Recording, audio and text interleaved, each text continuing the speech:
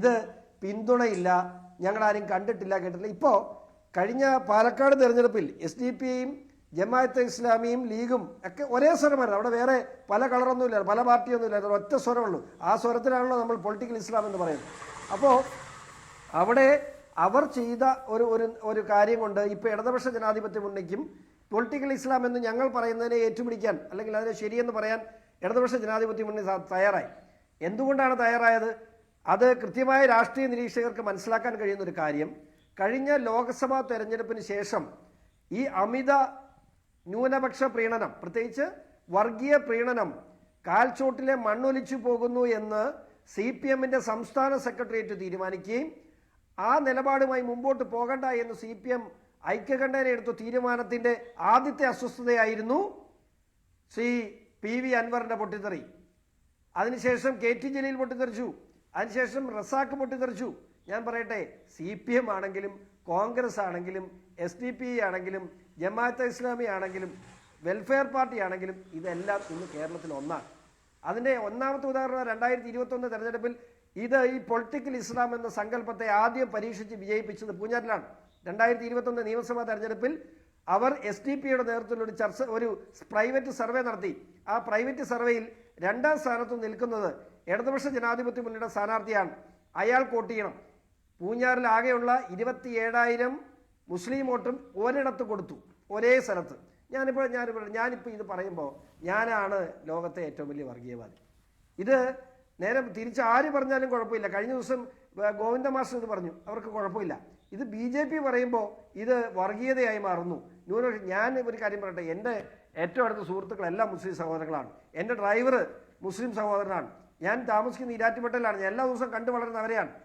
ഇവരെ എല്ലാം ഹൈജാക്ക് ചെയ്യുന്ന, അതായത് ഇവിടെ BJP ജയിക്കാൻ പോകുന്നു എന്നുള്ളൊരു ഭീതി ജനിപ്പിക്കുക. അതാ അവരുടെ ഏറ്റവും വലിയ സ്ട്രാറ്റജി. അതാണ് BJP ജയിക്കാൻ പോകുന്നു, BJP ജയിച്ചാൽ ഇവിടെ മുസ്ലിം സഹോദരങ്ങൾ പീഡിപ്പിക്കപ്പെടാൻ പോകുന്നു. ആ വലിയ ഭീതി ജനിപ്പിക്കുകയും ആ ഭീതിയിലൂടെ ഇസ്ലാം വോട്ടുകളെ കൺസോൾട്ടേറ്റ് ചെയ്യിപ്പിക്കുകയും ചെയ്യും. ഇത് ഒരു പ്രതിഭാസമാണ്. ഞാൻ ഒരു ഉദാഹരണം മാത്രം പറഞ്ഞോളട്ടെ. കഴിഞ്ഞ ലോക്സഭാ തെരഞ്ഞെടുപ്പിൽ നമ്മളെല്ലാം രാവിലെ എഴുന്നേറ്റപ്പോൾ ഒരു വാർത്ത, കോൺഗ്രസിന്റെ സർജിക്കൽ സ്ട്രൈക്ക്, വടകരയിൽ നിന്നും സുരേഷ് ഗോപിയെ നേരിടുവാൻ മുരളീധരൻ തൃശ്ശൂരേക്ക്. എല്ലാവരും പ്രഥമ ദൃഷ്ടിയ എല്ലാവരും നോക്കിയപ്പോൾ അതൊരു വലിയ സർജിക്കൽ സ്ട്രൈക്കാണ്.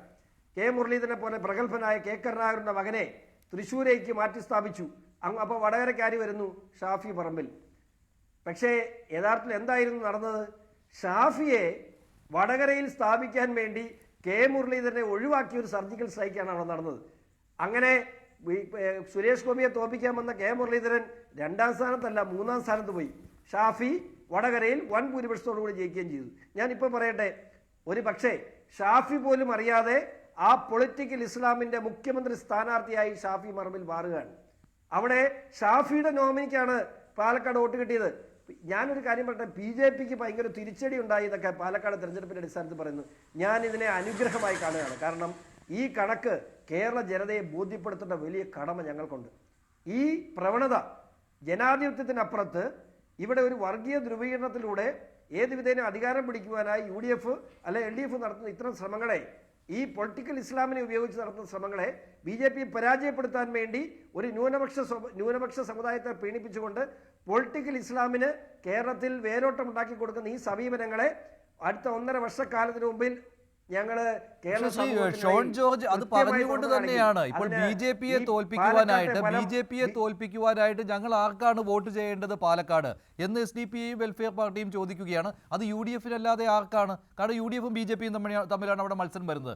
UDF-ഉം കോൺഗ്രസും പറയുന്നത് എന്താണെന്ന് വെച്ചാൽ, ഞങ്ങൾ ആരുടെയും പിന്തുണ തേടി അവരുടെ മുറ്റത്തേക്ക് പോയിട്ടില്ല, അവർ ഞങ്ങൾക്ക് പിന്തുണ നൽകി, അതായത് ആര് പിന്തുണ നൽകിയാലും സ്വീകരിക്കും എന്നതായിരുന്നു പാലക്കാട് തെരഞ്ഞെടുപ്പിലെ UDF-ന്റെ രാഷ്ട്രീയ നയം.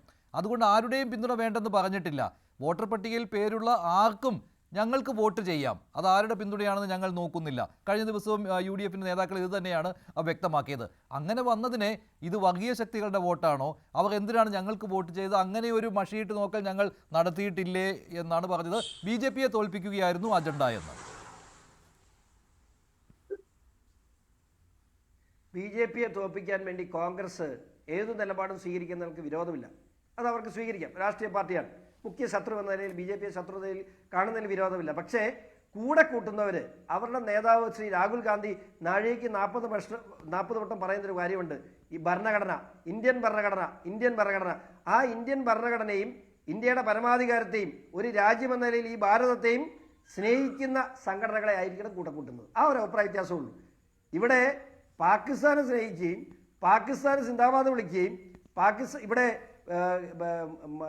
ഗാസയിൽ ഉൾപ്പെടെ പാലസ്തീനിൽ ഉൾപ്പെടെ ഹിസ്ബുള്ളയുടെ നേതാക്കന്മാരെ കേരളത്തിൽ വിർച്വൽ മീറ്റിംഗ് വഴി കൊണ്ടുവന്ന് പ്രസംഗിപ്പിക്കുകയും അവിടെ ഹിസ്ബുള്ളയുടെ നേതാവ് അവിടെ മരിക്കുമ്പോൾ ഇവിടെ മയ്യത്ത് നിസ്കാരം ചെയ്യുന്ന ആളുകളെ അല്ല കോൺഗ്രസ് കൂടെ കൂട്ടേണ്ടത്.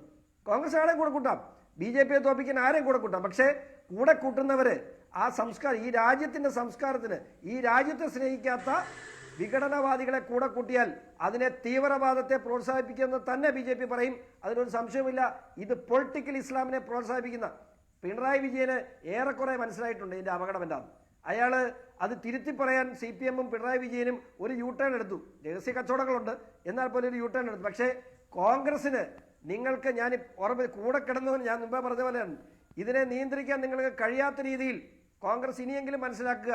നിങ്ങൾ താൽക്കാലിക ലാഭത്തിന് വേണ്ടി ഈ രാജ്യത്തെ സ്നേഹിക്കാത്തവരുടെ സഹായം നിങ്ങൾ മേടിച്ചാൽ, ഈ രാജ്യത്തിന് വിഘടനവാദം നടത്തുന്നവരുടെ സഹായം നിങ്ങൾ മേടിച്ചാൽ ഈ രാജ്യത്തോടും ഈ രാജ്യത്തെ ജനങ്ങളോടും നിങ്ങൾ ചെയ്യുന്ന ഏറ്റവും വലിയ തെറ്റായി മാറുന്നത്.